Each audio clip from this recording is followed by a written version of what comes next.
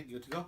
Hi guys, welcome. This is Andrew Holmes, and every single week on Sunday from 12 to 1, what do we talk about? We talk about one thing and one thing only, and that is how do you make money with real estate? This is Andrew Holmes with Chicago Flipping, and today we have a good friend, Rosario, in the studio. I'm not, rather than kind of get into his all the things that he's doing. He's a REO broker, and now he's kind of put together a way for investors like us to find phenomenal deals. So without further ado, I'm going to kind of introduce Rosario. So Rosario, welcome to the show. Thank you very much. Thank you. I appreciate it. Definitely. So man, give us a bit of a background of you started a company called Resurrecting Real Estate. Yes. Right?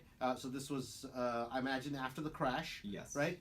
And you kind of went, I mean, you shot up with that like way up, right? One of the top brokers. And then as the market is changing, you're doing something different. So first, can you talk about being a REO broker? What was it like? What do you see? Where do you think the industry is heading? And then let's talk a little bit about ClickInvest. Absolutely. If I could start a little bit before Sure. that, if that's Absolutely. fine. So I got into business in 2003. Prior to that, I was in the financial market. So I actually, my first mentor was an REO broker. Okay. So that's all I know is distressed property. I've never been on the retail side. So got in 2003. In 2005, got my GC license and started rehabbing for myself. Okay. So started building a little rental portfolio. Was doing a ton of flips. This is 2005. This is 2005. So height of the market.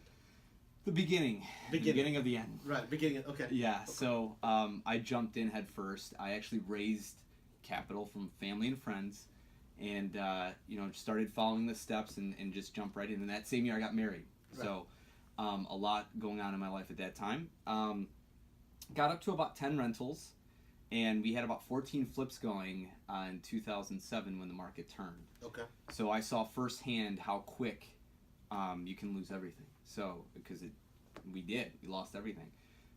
So a millionaire on the books and then broke in reality. Yeah. Right. Real Yeah. quick, and it's it just happens that quick, right? That quick, it can happen, and you don't know which way to turn. Right? Absolutely. I still remember getting the phone call. Right. We had several.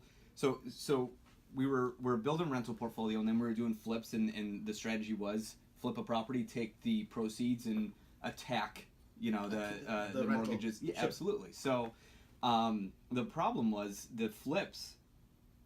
God forbid something happens, we're not going to cash flow. Right. Right. Minimum cash flow.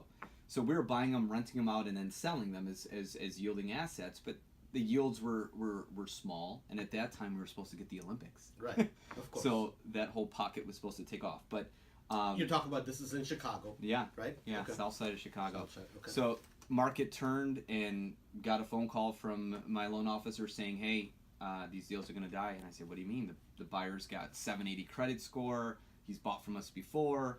He said, "It's over. Nobody's going to get a loan." Right. And yeah, that was pretty nuts. So obviously now you have some perspective because you can put behind you. I mean, at the time, you're newly married, obviously, right? I guess I'm going to go ahead and ask it anyways. Yeah. How devastating was it? I shouldn't say was it devastating. Of course, it was devastating. But how devastating was it?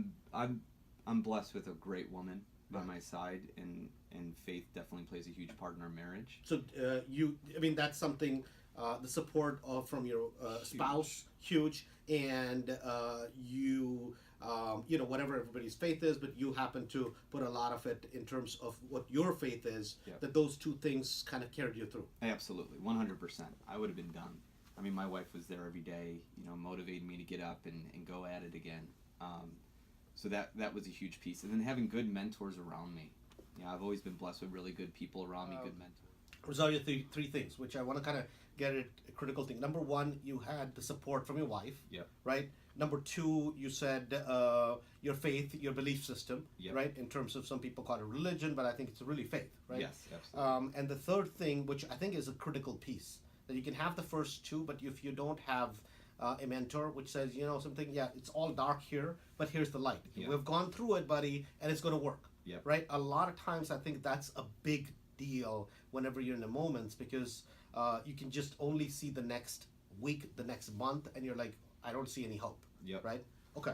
So you put that behind you. What's the next step? So I had my GC license, and right away, pretty humbling experience. The REO brokers that I used to buy from, I was now calling on the phone saying, hey, can I go do all your trash outs? Sure. So all the dirty work. Right. So all the property preservation for these bank-owned assets. So these guys, thank God, were giving me business, and I was going along. And then one of my mentors approached me and said, man, you know so much about this game. You've been on the investment side. Why don't you just launch an REO brokerage? There's going to be a ton of inventory coming up, and these banks need guys like you to service them. So I was very hesitant in jumping in, but I had nothing else really going for me. So we launched Resurrecting Real Estate in 2009. He introduced me to a ton of servicing companies. So those are the guys that handle the assets for the banks, those properties for the banks, and we just exploded from there. You know, Okay. I've always been a systems guy, so the banks just lit us up with So properties. let's just kind of talk about numbers. I mean, Mm-hmm. Resurrecting Real Estate was nowhere. I mean, it didn't even Zero, exist, yeah. right? When did you start open the company? February 2009. 2009. So you Yeah. were actually late in the game, man. You're not. I mean, that's not Yeah. the early people 2008. were yeah. right. I mean, like Ryan Smith's mom and all those kind Yeah. of people. Oh, yeah, yeah. They have been. Koya Smith has been in the business for a long time. 20 years, right? 30 years. Almost. So, but yet you scaled up at a very hard pace. Yeah. Right. What were the numbers that you guys were hitting at the top of the market? So our first year, we started in February. We closed 160 homes that year, 2009. Year one. Yeah, year one. Year two, 250. Year three was 350. Year four, I think we finally hit 500.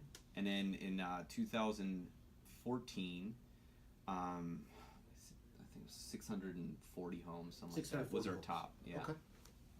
So you went from being a real estate entrepreneur to a top REO broker, Yep. right, in the area. Then you made the third switch, which is now, Yes. right, which is ClickInvest. Yep. Why and what is this exactly? So in 2014, so our claim to fame, I guess, we had the REO and we were growing on that side, and then we were approached by a large hedge fund that came into our market on the acquisition side. So, you know, a lot of people aren't aware of this, but from 2012 to 2015, hedge funds, institutional, you know, Wall Street came into our market and in several markets across the country and started eating up properties. Inventory, right. Yeah, thousands and thousands of properties, right? So we were approached by the group that led the market here, Right. and we ended up being their top broker. So through this whole process, we built out systems, and that's really where ClickInvest came from. These guys wanted to submit 150 offers a week and buy 100 properties a month.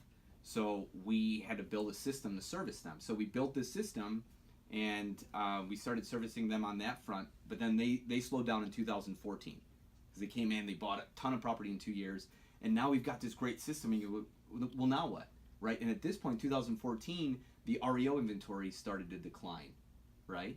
So now as an REO broker, it's the landscape is too competitive and the inventory is drying up. So what do? So there was an article published in Cranes about us, and sure enough, people start blowing us up, and flippers start calling us and say, hey, why can you take what you've built and apply it to flipping? Well, absolutely. You know, that was our specialty. Well, that was my specialty before I lost everything. Right. So we made some adjustments to the system, and then we started servicing flippers in the market. Chicago Flipping with Andrew Holmes will return next Sunday at 12 noon. For information or questions about content of this show or to speak to Andrew, call 844-MONEY-55 or visit ChicagoCashflow.com to learn about upcoming seminars. That's 844-666-3955. And be sure to tune in next week.